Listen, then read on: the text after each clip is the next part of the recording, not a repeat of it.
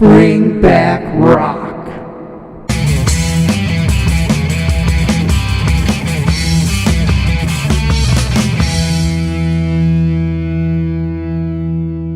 Hey everybody, it's Dean. Welcome to Bring Back Rock. Today we're lucky enough to have Ian Espinoza from Radioactive Cats and later TV in Flames talking to us. Welcome. Thanks again. Hi, Dean. Nice to be here. I wanted to first talk. I have a hard time describing Radioactive Cats music to people. It didn't really fit in any one genre. How did the band describe the music? Well, there was a strong rockabilly kind of element to it, which at the time was probably not like the most popular thing. But it was rockabilly, and I'd say there was a healthy dose of glam in there too. Yeah, I kind of thought like I saw some blues, a little country, a lot of rockabilly, little hard Yeah, rock. I thought maybe a little Cheap Trick in the vocal harmony, yeah, exactly. Yeah, melodies. kind of power pop, I guess some people might call it. Lots of But slide guitar.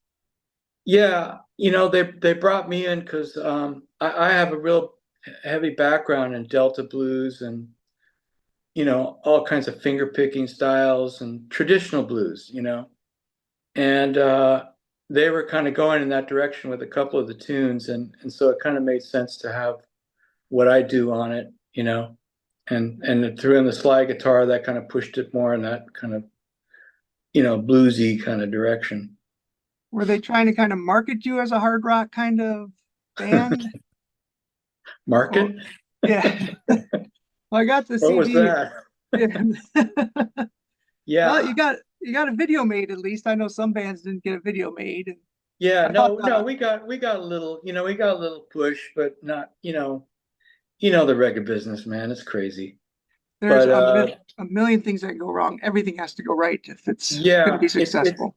you got to get the whole company behind you, and frankly, I don't think we did. We had some people really liked us. The lady that signed us was Roberta Peters, and she was just a fabulous A&R person. She's unfortunately no longer with us, but she was Ted Templeman's sister, Okay. and she signed a lot of a lot of acts, but she kind of loved what they were. It started with the Graves brothers, which is Shell and Mike. They got a deal first, and then they hired me and Ron Maltinato.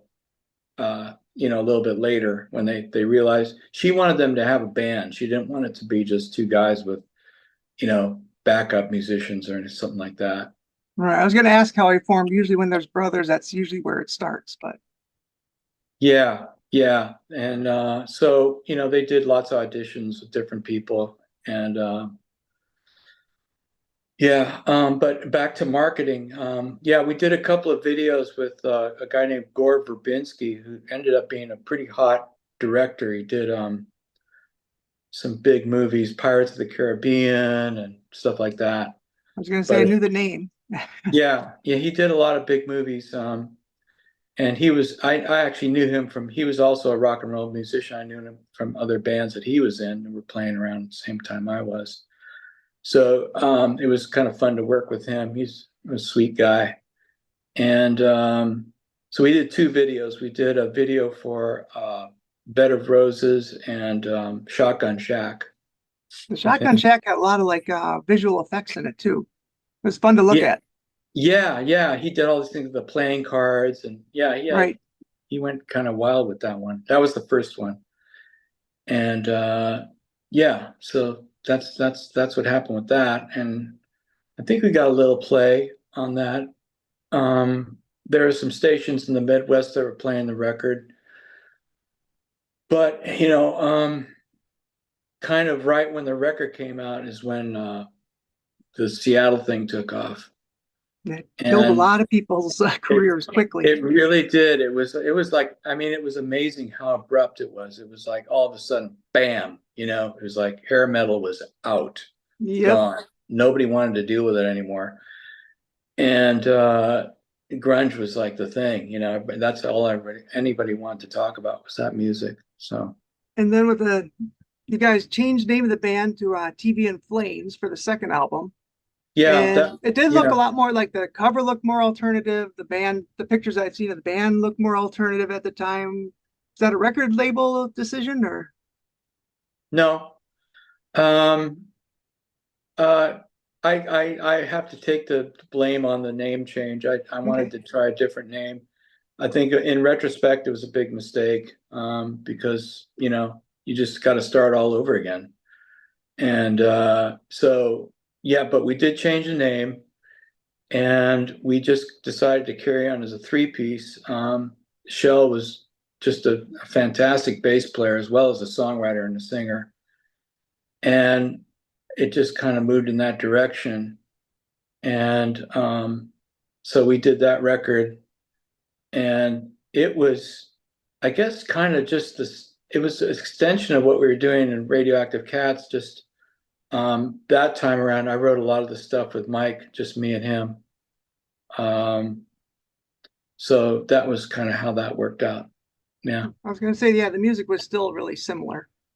yeah. Just maybe it was a heavier sound a little bit, but still, the great singing and it was.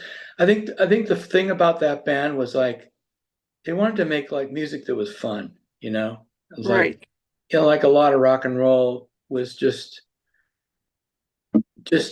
all about having fun and doing fun things when you're a young dude or young girl. Well, that's You what I know, wanted in my music anyway, just enhance yeah, the good yeah. times. It's not so serious. It's like party music, and I think that we were kind of in that bag. At the time, it was just kind of like let's have fun.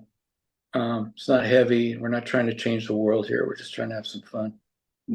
They had Andy Wallace producing the Radioactive Cats album. What was he like? 'Cause he's done a lot of heavier stuff like Slayer, I think, and Sepultura, but he also did the Nirvana album.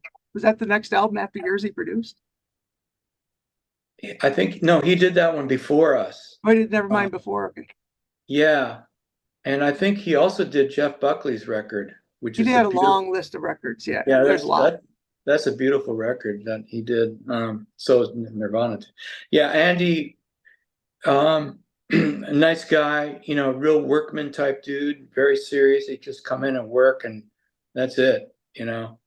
But he definitely knew his way around the studio. He knew how to do things, in the studio that to make a record sound good. And I think when I listen back to those both of those discs, I think they hold up well as far as just the way they sound. They sound Yeah, good. the quality of the recording is very good. Yeah. Yeah. So you guys, did you guys form in LA then? Are you all from that area? The Grace brothers are from, yeah, they're kind of from California. I think they've both been in Nevada and they're back there now. Ron Maldonado, yeah, he's California. I'm California. Yeah, so we're all Okay. California nutheads. Yeah, I spent my childhood in Placentia near Anaheim, which is, as a kid, great place to grow up. Yeah, I grew up in Hollywood, man. So Okay. Hollywood was great back then. I don't like it so much anymore, but it was Now, fun. that's a little crazy. Yeah, I don't. It's That would be a good just place to visit. I don't know if I'd want to live there anymore. no, it's too many people. It's dirty. It's grimy. I just like I'm over it. I was going to ask, did you guys tour to support that first album? Who did you tour with? Or We didn't do any touring at oh, all. okay, Yeah, it just didn't happen.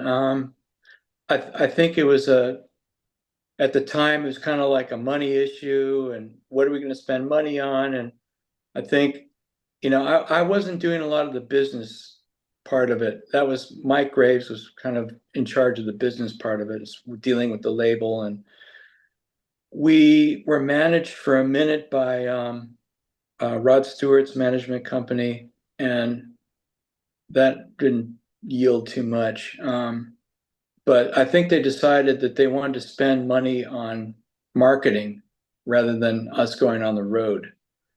okay. So for better or worse, that's what the decision was at the time.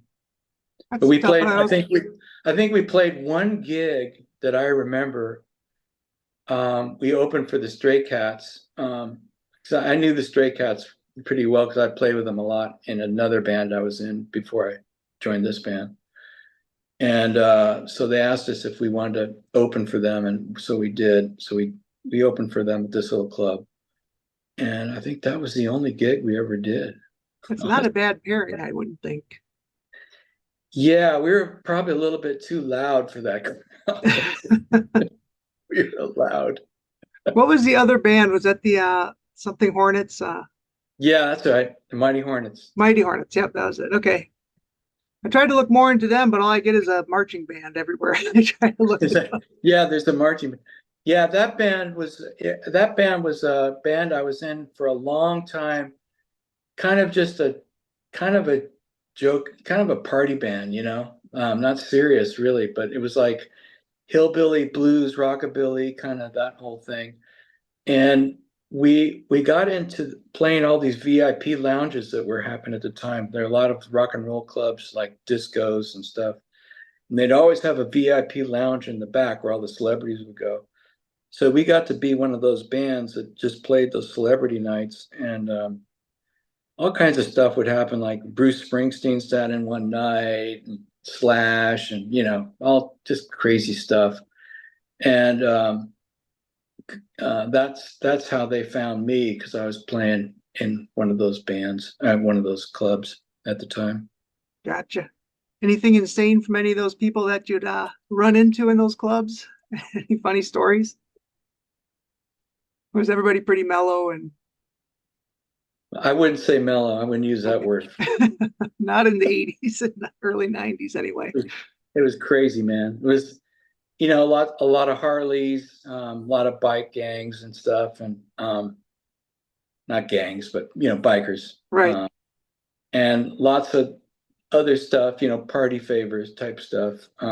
Lots of girls. It was the 80s, It was rock and roll. Yeah. yeah, it was crazy, man. It was just like the high point uh, of rock and roll in LA. Clubs Yeah. were everywhere, bands were everywhere. It was fun. I had a question that's been bugging me since I got the album, because I love the physical media. I talk about it all the time. You used to open it up, and there's like a ritual to, you read the lyrics, read the thank yous, all that stuff. So you produced it. And I saw Joan, Jett, and Lita Ford in the thank yous. Is there any? Had no idea what the connection was there. You'd have to ask the Graves brothers about that. Mike played in a band called Broken Homes, Okay. and Broken Homes were one of those really good bands that just never made it. And that they were at the Musician Cemetery of America. You heard of that label? I hadn't. No. It's MCA. Oh, okay. Oh, yeah. Yep. Okay. It's where you go to get buried. Yes. And they got buried. Unfortunately, but the guitar player plays with Lenny. What's his name? Lenny Kravitz. Okay. Craig Ross. He's a super good player, and he ended up with Lenny. Still plays with him. But Mike was in that band, and I think he got to know lots of folks, in that whole sphere. I don't know too much about it. I'd have to ask Mike. Yeah, I saw that in there. It just caught my eye right away. And I'm like, huh. So I'll have to track one of them down and see if I can get them to tell me the story. Yeah, yeah. I see you're still playing, right? Yeah, I'm so still. like a country thing, and what else? What are you doing currently? Well, I'm an illustrator, so that's my main gig these days, and I play music. I'm actually right now I'm doing a project with a friend of mine, group called California Locos, and the band is named the Savages, Los Savages, and we're putting together music to be a soundtrack for a movie that he's making. Oh, okay. So it's kind of cool. It's just starting to take shape, and it's just right now it's two guitar players, a drummer, and a trumpet player, and we're trying to keep all the bass stuff to like tuba and stuff like that instead of like a bass guitar. Okay. So it's kind of offbeat in that way. And so we're writing stuff, and it's kind of heavy. It's kind of like a heavy guitar thing, but with horns. So I kind of see how that's going to plan out. It's kind of interesting right now. What's the movie about? Do you know? Or have you seen the Yeah, script or anything? he's tied into a whole group of artists, LA artists who came up through a school called Chenard Art School, and there's a number of these guys still around. Robert Williams, who's hot rod, car culture artist, real famous dude, surrealist kind of stuff, and a lot of other folks. John Van Hammersveld is like, he did some really famous posters, and he was head of graphics at Capitol for all the Hendrix years, and not Hendrix, but all the bands that were on Capitol. Anyways, he's involved with this art group, and he's making a movie about them. Okay. So our music's going to be part of that soundtrack. And we've been playing, like, they do like art shows around town, and Los Savages is kind of the band that is there to do the music for those art shows. So it's kind of like it's like a big meeting ground for artists, musicians, sculptors, writers. It's all about the creative process and what that is that comes out of LA, and why is that different, distinctive. So it's pretty cool. And how'd you get into the illustration? I saw one or two things on your Facebook page. It's pretty impressive. Thank you. Yeah, I was always playing music, but I was always on the verge of starving. So, my stepfather was an illustrator, and he kind of took pity on me, and he said, "Hey, you want to work for me while you're doing, your music stuff, just to, get some money?" And I said, "Sure." So I just started doing that, and it's architectural illustration. And so I'm one of the last few guys that are out still doing stuff with watercolor and pencil and ink and stuff like that, because everything's on digital. Yeah, I was gonna say everything is. Yeah, everything's digital, but not just about everything. There are a few little scraps I get to do now and then. Like Yeah. But I had a good career at it. I did it I've been doing it for 45 years. So it's been good to me. But they were in the process of finding other things to do. Other kinds of products and stuff that we can apply illustration stuff to. Very cool. Yeah, I know money isn't everything, but it comes in handy. So It certainly does. it's like I sing in band stuff, but it's always more for fun because it doesn't pay the bills. Yeah, no, I haven't gotten any royalties checks from Radioactive Cats, so No. I've got to find other ways to do it. Yeah, I got you. You know what the other guys are doing right now? The Graves brothers, or It's actually Mike is in Nevada. He's working. I don't know that he's playing much. And Michelle, I heard, suffered a physical setback, and I'm hoping that he's going to be okay. It was pretty major thing. And I know Mike has been looking after him, and they both live in Vegas. okay, So just send your prayers to Shell, definitely.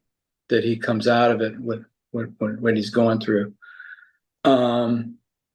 And then Ron Maldonado, crazy Ron. Every now and then I hear stuff about him. I hope he's doing good too.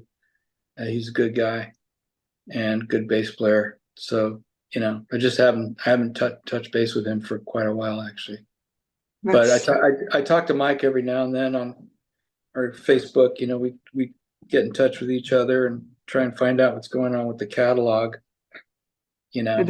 It is nice to, that's one good thing social media is for, is at least reconnecting or staying in touch with people compared to the past. Yeah. In the old days, you'd have to get on the phone. God forbid.